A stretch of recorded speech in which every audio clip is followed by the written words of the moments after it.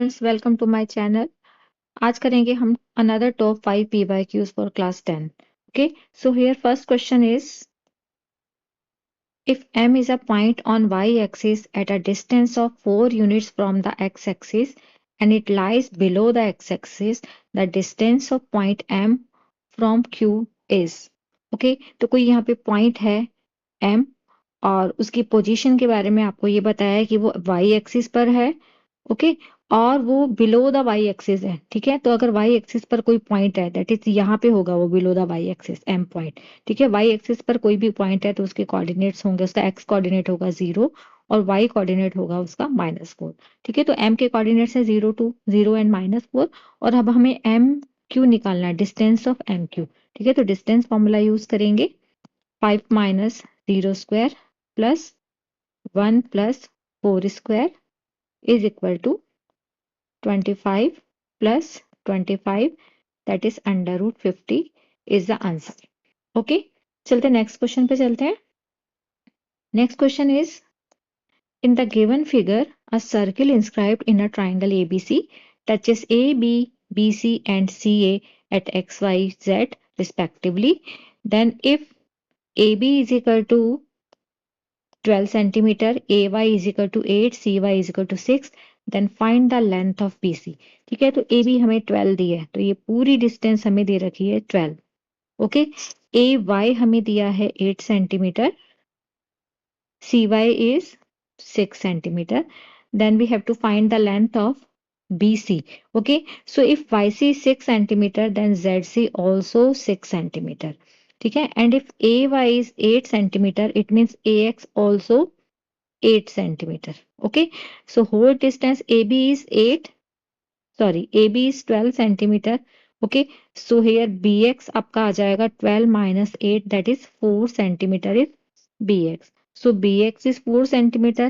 If BX is 4 centimeter, then we know that here BZ होगा 4 centimetre. Okay, तो अब आपको BC फाइंड आउट करना है, तो BC के लिए हम निकालेंगे BZ plus ZC, that is 4 plus 6 और 10 सेंटीमीटर डिस्टेंस आएगी BC। ओके, नेक्स्ट क्वेश्चन देखिए। Next question is, find the value of 10 alpha upon 10 beta from the following diagram. It is given that RS ratio SQ is equal to 1:2। Okay, तो इस question में आपको 10 alpha, अगर हम triangle लेंगे, in triangle PRS 10 alpha निकालेंगे, तो 10 alpha होता है perpendicular upon base. Here perpendicular is PR and base is RS। Okay, and now next triangle लेंगे, इन ट्राइंगल PRQ। ओके, ये जो बड़ा वाला ट्राइंगल है यहाँ पे, ये लेंगे PRQ। ओके, PRQ अगर लेंगे हम, तो PRQ से हमें जो 10 बीटा मिलेगा, तो 10 बीटा वही रहेगा perpendicular upon base. In this case perpendicular is again PR and base is RQ। Okay, तो अब हमें वैल्यू निकालनी है 10 अल्फा अपॉन 10 बीटा की। 10 अल्फा अपॉन 10 बीटा रखेंगे, तो देखो 10 अल्फा है आपका PR upon RS and 10 beta is PR upon RQ। PR cancel हो जाएगा और RQ न्यूमरेटर में आएगा, RQ अपॉन RS। ठीक है, अब फिगर से अगर आप देखेंगे तो RQ जो है आपका, वो है RS प्लस SQ। ठीक है, तो RQ की जगह हम रखेंगे RS plus SQ upon RS। ठीक है, अब RS न्यूमरेटर में से RS अगर हम कॉमन लेंगे तो आपको मिलेगा 1 plus SQ upon RS upon RS से RS कैंसिल आउट हो जाएगा।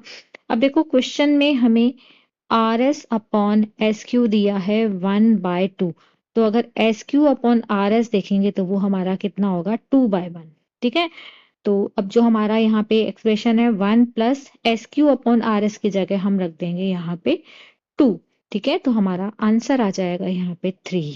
ओके, तो सी ऑप्शन यहाँ पे करेक्ट होगा। ओके, चलते हैं नेक्स्ट क्वेश्चन के लिए।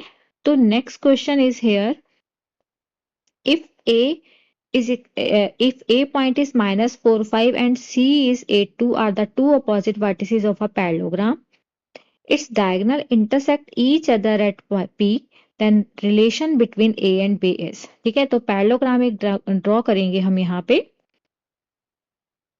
ओके, तो पैरेललोग्राम ड्रॉ कर लेते हैं हम यहाँ पे। ये देखो मैंने पैरेललोग्राम ड्रॉ कर लिया है, A B C D. Coordinate of A is -4, 5 and coordinates of C is 8, 2. Join AC, okay, and BD is also a diagonal. ठीक है, diagonals intersect at each other at P. Okay, so coordinates of P is AB. So we know that P is the midpoint of AC. Okay, so first we find the coordinates of P. That is A आपका आएगा 8 plus minus 4 upon 2, that is 8 minus 4 upon 2, that is 4 upon 2 is equal to 2. और अगर b coordinate अगर हम निकालें mid point से property से, so it is 2 plus 5 upon 2, that is 7 upon 2 is equal to 3.5. ठीक है, तो b आपका आ गया है 3.5। तो b को मैं बी के लिए मैं 3.5 को मैंने थोड़ा सा ब्रेक किया है, 2 प्लस 1.5 हम 3.5 की जगह रख सकते हैं। ठीक है, तो ये right hand side sorry left hand side आपकी बी है और राइट हैंड साइड में 2 की जगह आप ए रख सकते हैं because A is equal to 2।